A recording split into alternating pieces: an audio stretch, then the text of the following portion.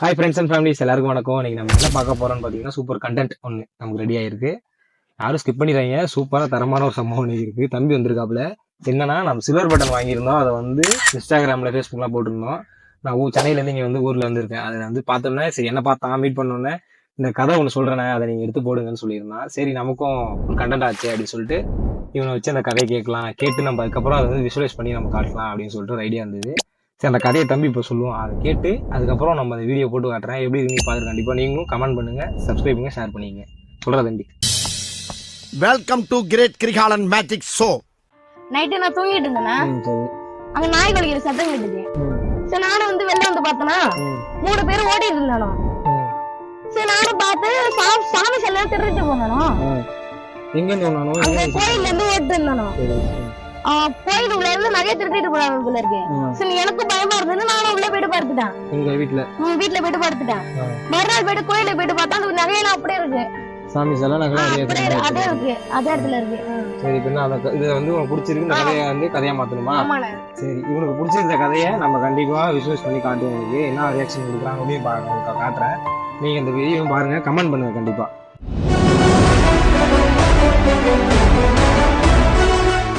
தமிழ்நாட்டின் ஒரு சிறிய கிராமம். இரவின் ஆழ்ந்த அமைதி. 13 வயது சிறுவன் மிதுன் தன் சிறிய வீட்டின் கட்டிலில் உறங்கிக் கொண்டிருந்தான்.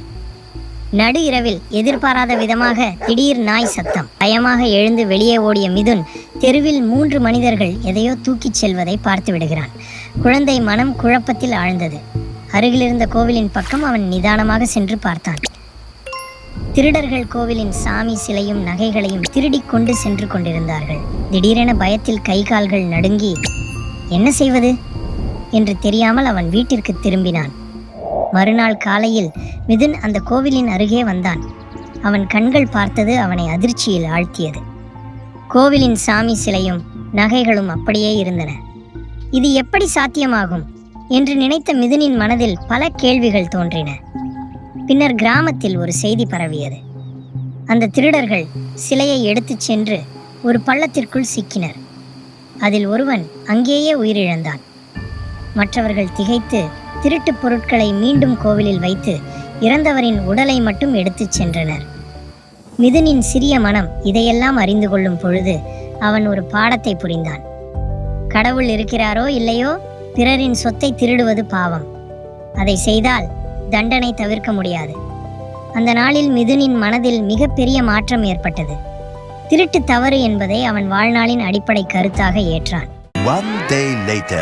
அந்த நாளில் மிதுனின் மனதில் மிகப்பெரிய மாற்றம் ஏற்பட்டது. திருட்டு தவறு என்பதை அவன் வாழ்நாளின் அடிப்படை கருத்தாக ஏற்றான். நல்லா இருக்குண்ணா. சொன்ன மாதிரி இருக்கா கதை? சொன்ன மாதிரி இருக்குண்ணா. அந்த திருட்டு தப்பு சொல்ல நான் சொல்லியிருக்கேன். உங்களுக்கு அந்த கதை பிடிச்சிருக்கு நம்புறேன். உங்களுக்கு அந்த கதை பிடிச்சிருக்கோம். கண்டிப்பாக கமெண்ட் பண்ணுங்க.